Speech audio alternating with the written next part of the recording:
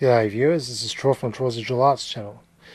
I've now got the lens assembly glued to the enclosure, and the glue is still wet at the moment, and I'm going to leave it to dry over the afternoon and perhaps overnight, I guess.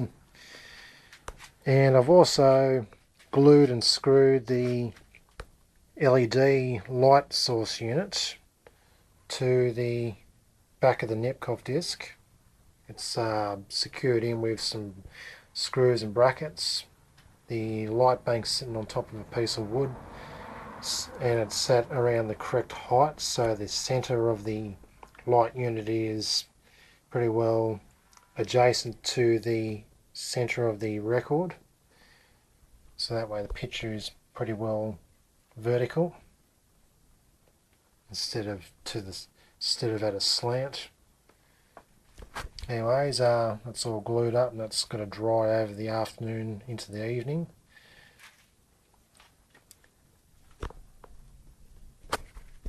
And as the disc is a bit warped, I had to leave a bit of clearance space so the discs don't brush up against the light bank, as well as it don't brush up against the condenser lens unit.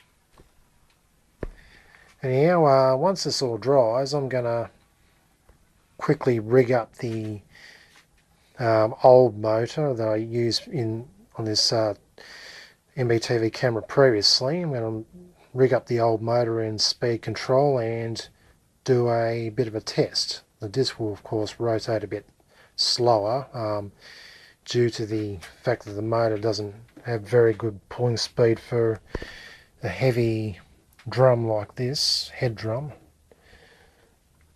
But anyhow, I'll at least be able to test it out and see if it is all working very nicely in terms of making a picture, and I should be able to see a much clearer picture this time using the bright white LEDs. Oh yeah, also to mention, I had to drill a small hole below the hole where the lens peeps through, so I can rack the lens back and forth through the enclosure.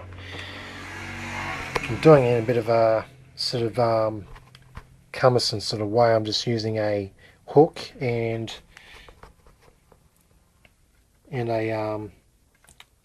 I use a U nail so the hook can get into, so I can just slip it in and move it forth and back and forth. And